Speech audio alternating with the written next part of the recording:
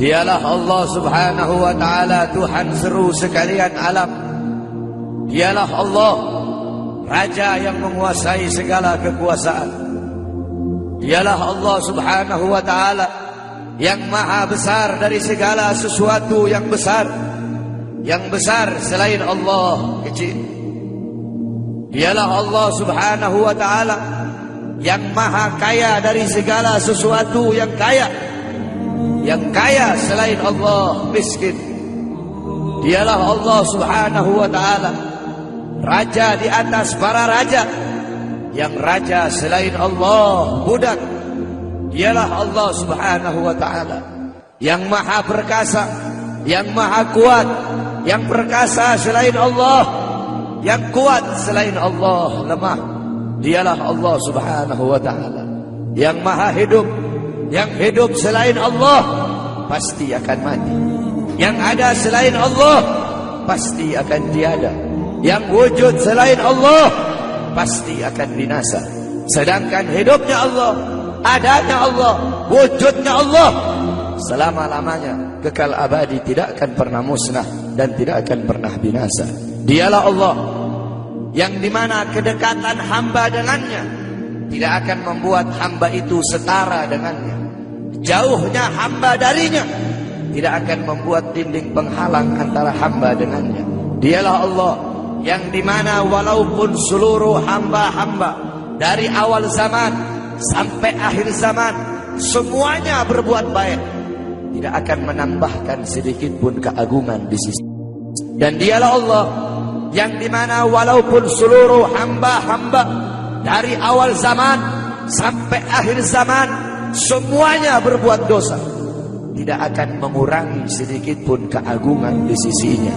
Dan dialah Allah yang dimana pada malam hari yang mulia ini, di tempat yang penuh dengan barakah ini, Allah subhanahu wa ta'ala sedang memandang kita semua yang duduk di tempat ini.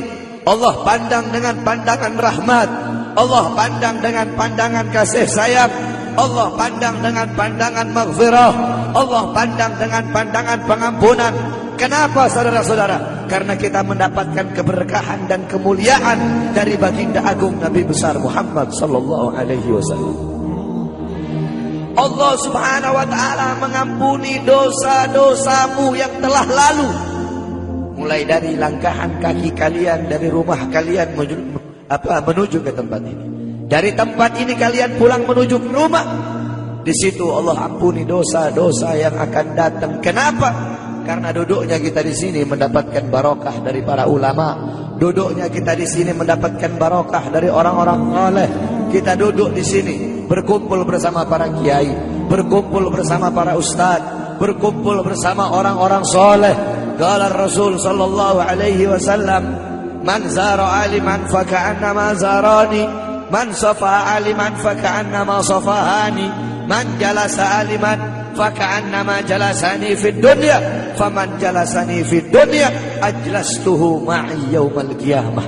Berkata Rasulullah sallallahu alaihi wasallam, siapa orang yang mendatangi ulama, mendatangi kiai, mendatangi ustaz, mendatangi guru-guru agama, sama seperti kalian mendatangiku, kata Rasul.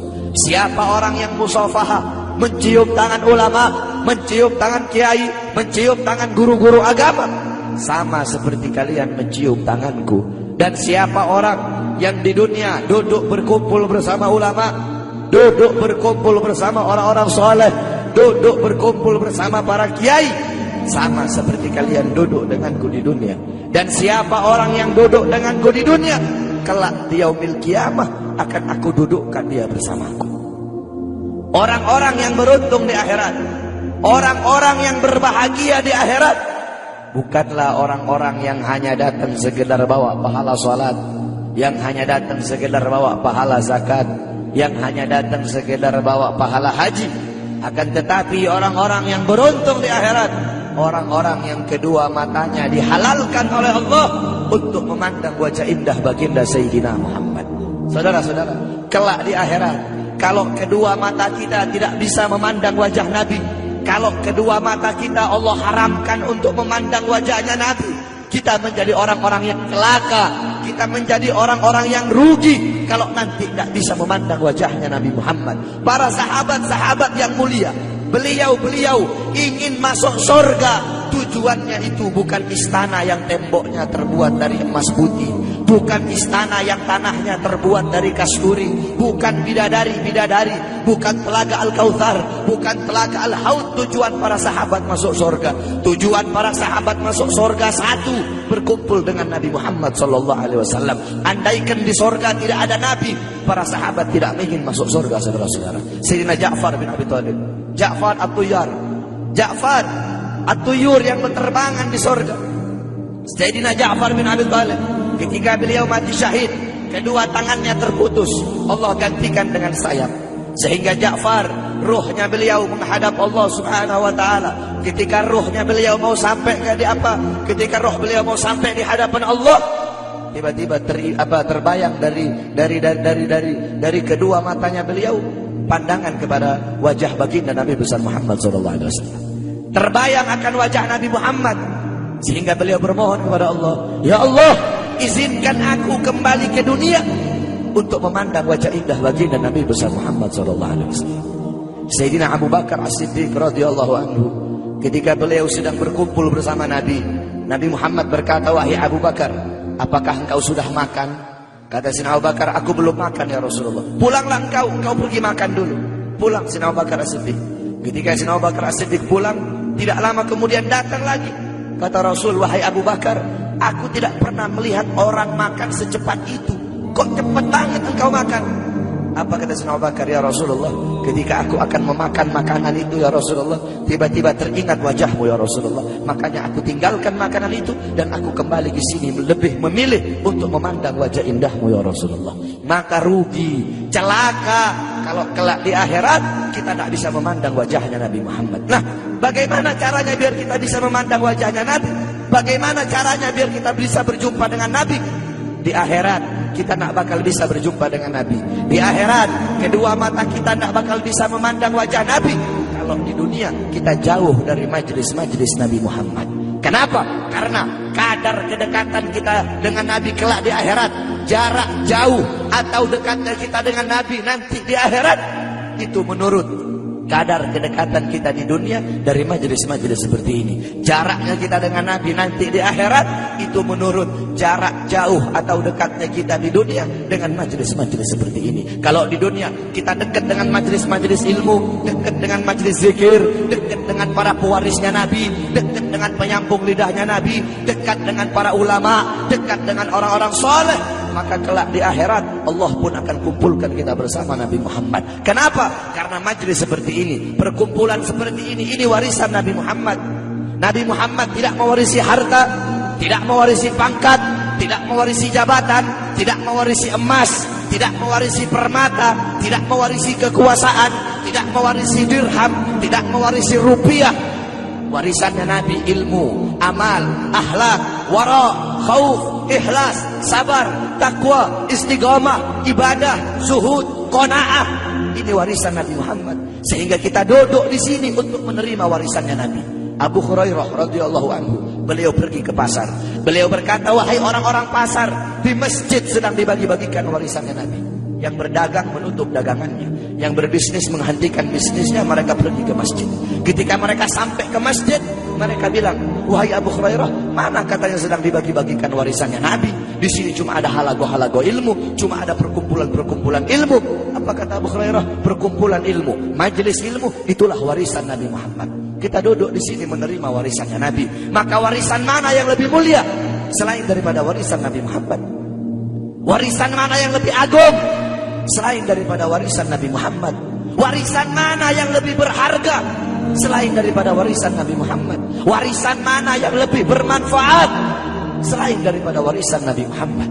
Oleh karena itu bersyukur kita kepada Allah, karena Allah jadikan kita hamba-hamba yang duduk di majelis ilmu. Berapa banyak hamba-hamba di luar sana yang belum Allah berikan petunjuk. Berapa banyak hamba-hamba di luar sana hatinya belum Allah gerakkan untuk duduk di majelis-majelis seperti ini. Qala Rasul, ad-dunya mal'un, mal'unu ma fiha illa dzikrullah wa ma wala wa'aliman aw muta'alliman. Dunia ini terkutuk, dunia ini hina, dunia ini bejat, dunia ini biadab, wa ma fiha, dan hal-hal yang ada di dalamnya illa dzikrullah, kecuali orang-orang yang mengingat Allah, orang-orang yang berzikir kepada Allah, yang hatinya berhubungan dengan Allah, yang hatinya bersambung kepada Allah, yang hatinya mencintai Allah, yang hatinya takut kepada Allah, yang mengalir akan air matanya karena takut kepada Allah, yang lidahnya basah dengan Al-Quran, dengan zikir, dengan tahlil, dengan tahmid, dengan tasbih, dengan takbir, dengan tamjid, dengan sholawat. Orang-orang yang taat kepada Allah, yang patuh kepada Allah, yang tunduk kepada Allah, yang bertakwa kepada Allah, yang menghambakan dirinya kepada Allah, orang-orang yang tidak menyembah selain Allah, orang-orang yang lupa kepada selain Allah, orang-orang yang di saat hamba-hamba yang lain sedang terlelap dalam tidurnya, mereka bangun, mereka bersujud, bertekuk lutut memohon kepada Allah Subhanahu wa taala. Orang-orang yang menghidupkan malam-malamnya untuk beribadah kepada Allah. Wa aliman, orang-orang yang alim, orang-orang yang soleh, para kiai, para ustadz, para guru-guru agama. Wa muta'alliman, para penuntut ilmu yang suka duduk di majelis ilmu, di pesantren, di masjid, di musholla untuk menuntut ilmunya Allah. Cuma ini golongan yang mulia di muka buminya Allah. Selain daripada itu, yang sibuk dengan urusan dunia, yang sibuk dengan urusan harta, yang sibuk dengan urusan bisnis, yang sibuk dengan urusan pangkat, yang sibuk dengan urusan jabatan, siapapun, saya kek, kiai kek, habib kek, ustad kek, lurah kek, camat kek, bupati kek, wali kota kek, gubernur kek, menteri kek, presiden kek, siapapun yang sibuk dengan urusan dunia sehingga lalai, sehingga lupa, sehingga ghafil, sehingga lupa kepada Allah, sehingga lalai dari kewajiban, maka termasuk dalam mal'un yang dikatakan oleh baginda Nabi besar Muhammad sallallahu alaihi wasallam. Oleh karena itu bersyukur kita kepada Allah. Ini nikmat yang luar biasa, ini nikmat yang agung. Allah kumpulkan kita bersama ulama. Kedua mata kita memandang wajah para ulama. Kedua mata kita memandang wajah ulama. Ini suatu anugerah yang luar biasa, saudara-saudara. Di zamannya Syekh Abu Yazid Al-Bustami, ketika itu sedang ditimpa musim kemarau. Orang-orang kampung berkumpul, mereka sholat istisqa, mereka sholat minta hujan. Berkali-kali mereka sholat, tapi gak turun-turun hujan. Akhirnya datang seorang anak muda. Anak muda itu mengangkat tangan dan berkata, "Ya Rabb, bihaqqi ma fi ra'si inzil matar." Ya Allah, demi hak yang ada di dalam kepalaku, turunkan hujan. Tiba-tiba turun hujan. Orang-orang kampung menghampiri anak muda tersebut dan berkata, "Wahai anak muda, kami berkali-kali sholat minta hujan, tapi gak turun-turun hujan. Engkau satu kali kau minta, satu kali kau berdoa kepada Allah dengan membawa hak yang ada dalam kepalamu. Allah terima kau punya doa. Memangnya dalam kepalamu itu ada apa?" Anak muda tersebut berkata, "Di dalam kepalaku ada kedua bola mata, yang dimana kedua bola mata ini pernah aku gunakan untuk memandang wajahnya Syekh Abu Yazid Al-Bustami." Berkat kedua mata, sebab kedua mata yang pernah memandang wajah beliau, sebab kedua mata yang pernah memandang wajah orang soleh, maka aku bawa kedua mata ini menghadap Allah dengan harapan agar Allah menerima doaku dan Allah pun menerima doaku. Itu kedua mata yang memandang wajah orang soleh. Maka bagaimana kalau kita duduk berkumpul bersama ulama? Kata Rasulullah, satu kali pandanganmu, engkau memandang orang alim, engkau memandang orang ahli agama, pandanganmu itu lebih mulia, lebih baik, lebih utama daripada engkau menyedekahkan 1000 kuda untuk orang-orang yang berjuang di jalan Allah. Fadil Mugaddam Muhammad bin Ali Ba'alawi, di zaman beliau, ketika itu beliau sudah meninggal. Fadil Mugaddam, beliau adalah Ustadzil A'zam. Beliau seorang guru besar. Beliau Syekhus Syuyukhus Syariah, gurunya para guru-guru syariat. Bukan guru syariat, tapi gurunya para guru-guru syariat. Qudwatul muhaqqiqin, pedoman para ahli hakikat. Tajul a'immatil arifin, beliau mahkota para ahli ma'rifat. Fadil Mugaddam, kakeknya para habaib, kakeknya Segaf, Wal Idrus, Al-Habsyi, Al-Abbas bin Syahab dan para habaib-habaib yang lain. Nah, Faqih Muqaddam dimakamkan di Zanbal. Zanbal itu pemakaman para aulia, pemakamannya orang-orang soleh.